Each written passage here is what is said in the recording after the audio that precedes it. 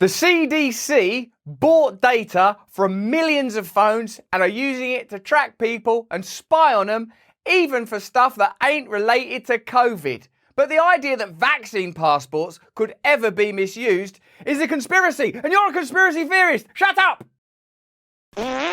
Hello there, you 5.5, nearly 5.6 million awakening wonders. Together we voyage towards truth, stumbling, staggering, occasionally meandering, but knowing in our hearts that improvement is on its way. What is a nation? What is a union? Who are we now? Who owns and controls what territory? Well, apparently the Centre for Disease Control controls a lot more than diseases. Unless freedom is a disease, unless free will is a disease, unless not being spied on is a kind of disease. Let's dive right into that. Remember, only half of you subscribe right now, and it would help me so much if you would just subscribe right now so we can stay connected to you and use the algorithm to our advantage. Press the notification bell as well. We need you to do that, and comment. Let us know what you think of this story and let us know how we can improve your viewing experience here on this platform. Now let's get to the heart of the matter. 6 months ago, if I were to say this, hey, I bet the Centre for Disease Control will use that data to spy on you and possibly use it for non-COVID related matters, I would be kicked off this platform.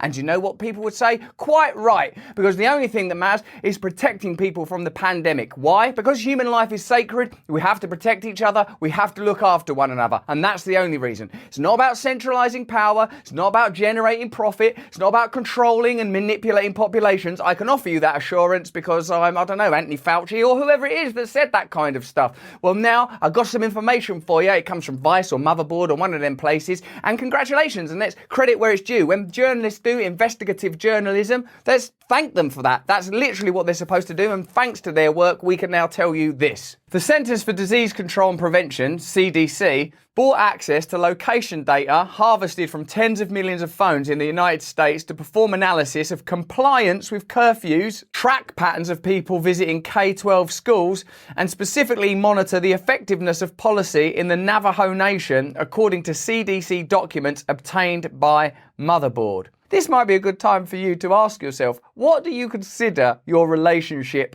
with the state to be?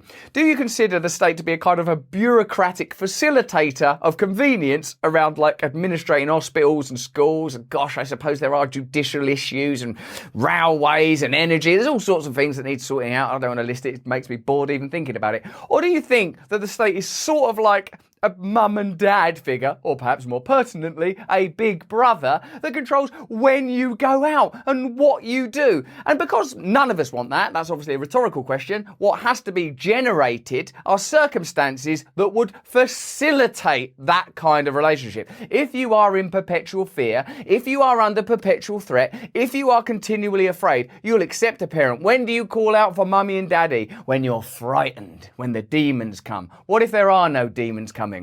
Demons are coming. We'll be doing another video soon about Bill Gates and the perpetual need for continual vigilance and new lockdowns that might be necessary. But for now, let's confine the conversation for the sake of clarity so you know exactly what I'm saying and exactly what I'm not saying. That the CDC were harvesting data. They were using data in ways they weren't transparent about. That hardly helps us not to fall into the realm of conspiracy theory, does it? Conspiracy theory is bred in the space between truth, transparency, and our experience. You're experiencing reality. This don't seem right. This don't seem right. This is not exactly what they're telling us. It don't seem right. So then you start to contemplate, well, what could it be?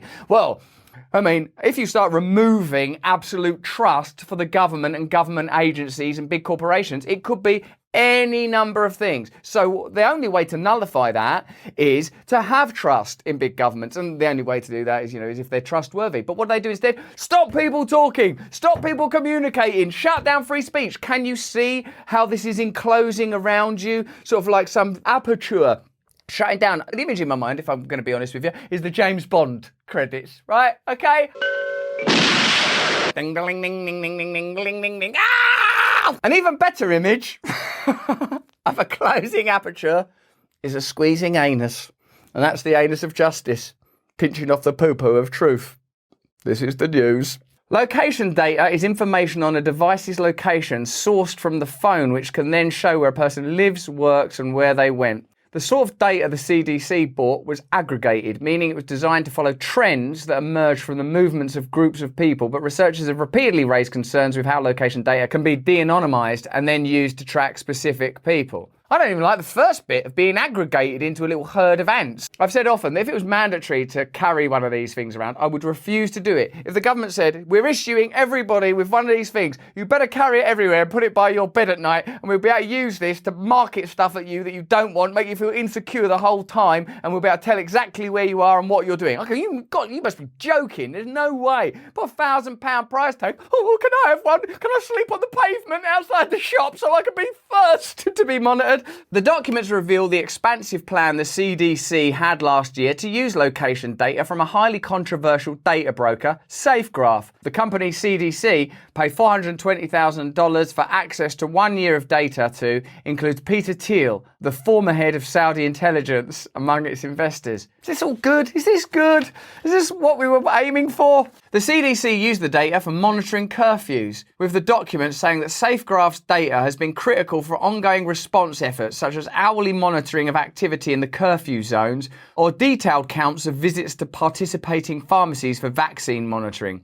The documents date from 2021. I heard this phrase once, anarchist calisthenics, meaning you should exercise your ability to break rules, to disobey rules. You should just once in a while think, I'm not going to obey that rule, I'm not going to do that. Just so you've got it in you to break rules if it ever becomes necessary. I think it's an important phrase for you to bear in mind, because otherwise you might become some compliant, obedient, docile, dumb little tool of the state. Zach Edwards, a cybersecurity researcher who closely follows the data marketplace, told Motherboard in an online chat after reviewing the documents that the CDC seems to have purposefully created an open-ended list of use cases which include monitoring curfews, neighbour-to-neighbour visits, visits to churches, schools and pharmacies. Motherboard obtained the documents for a Freedom of Information Act, FOIA, request with the CDC. It's not like the information was revealed. It's not that they went, hey, listen, we at the CDC want to just let you know that all that stuff we said about not spying on you, it's not true. We are. Here's the information. Motherboard did some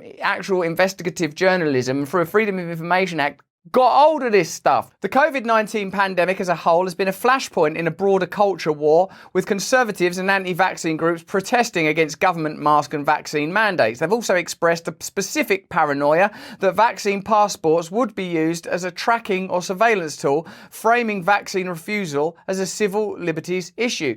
It's not a paranoia, is it? It's not paranoia if they are out to get you. It's not paranoia if they were lying. It's not a conspiracy theory if you can see, on one hand, freedom of speech is being curtailed and censorship is on the rise. On the other hand, data capture and spying is on the rise. On the other hand, the centralized, concentrated power between the state and big business is becoming more and more commensurate. That's not conspiracy theory. That's just a list of stuff. Taken together, this data capture, these increasing anti-protest laws and measures taken against protesters, Canadian truckers, the ability that vaccine passports would afford people to control movement, this story in itself, not to mention figures such as Julian Assange, Edward Snowden, Chelsea Manning, the suffering that takes place when people make these revelations. Observe these trends. What is happening to your country? What is happening to your communities? What is happening to your freedom? Is it increasing or is it decreasing? Are you seeing measures and laws that are going to make your life freer and easier?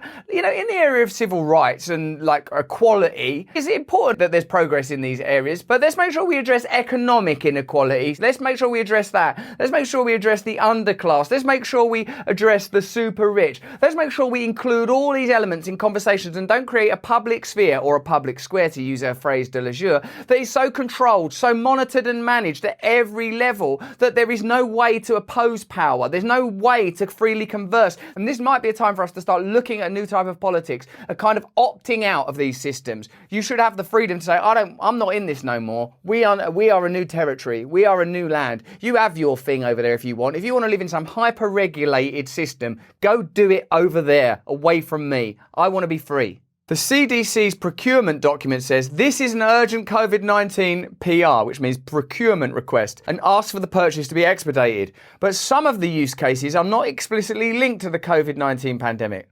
Well, don't say it is then. One reads, research points of interest for physical activity and chronic disease prevention, such as visits to parks, gyms, or weight management businesses. It ain't what was in the original agreement, was it? So tell the truth, be transparent, treat us like adults. Another section of the document elaborates on the location data used for non-COVID-19 related programs. CDC also plans to use mobility data and service acquired through this acquisition to support non-COVID-19 programmatic areas and public health priorities across the agency, including but not limited to travel to parks and green spaces, physical activity and mode of travel. So they just want to know your hobbies now. They're just like little nosy Parkers. Hey, what about that? What kind of pants you got on? And population migration before, during and after natural disasters. I don't like that. It's what are they preparing for? What's going on? What are they testing? What are they piloting? I can feel myself coming up with a conspiracy theory like on the spot because I know I'm being lied to and spied on. Listen. Just because we're lying to you and spying on you, that's no excuse to come up with conspiracy theories or mis or dis information, okay?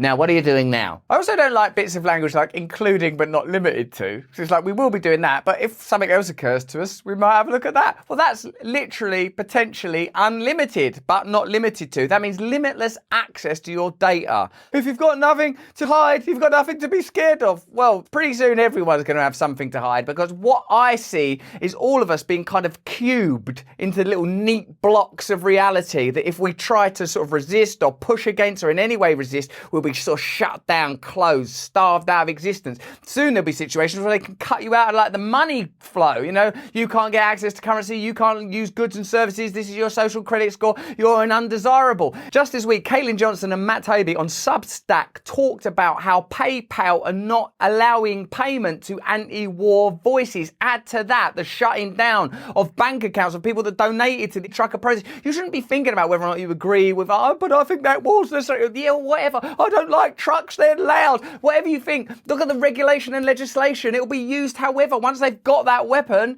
they can do what they want with it. Don't arm them. The CDC did not respond to multiple emails requesting comment on which use cases it did deploy SafeGraph data for. What a surprise. A lack of transparency from the CDC there. SafeGraph is part of the ballooning location industry. Google banned SafeGraph from its Google Play Store in June. It's not entirely clear how effective this ban has been. Okay, what a fascinating story. What a fascinating conspiracy theory that actually happened. The CDC were buying data. They were using that data to track you for reasons beyond COVID-19 prevention. There it is, black and white. Well done to the journalists and organisation that exposed it. Thank you for advancing the conversation and giving us this opportunity to contribute. What do you think about this story? Hit us up in the comments below. And in those comments, if you see a comment saying stuff like, oh, I'm Russell Brand, give me your private data? That ain't me. I don't want your money. I don't want you to invest in Bitcoin or cryptocurrencies or anything. I don't know enough about it. If you enjoyed this video, have a look at either of these.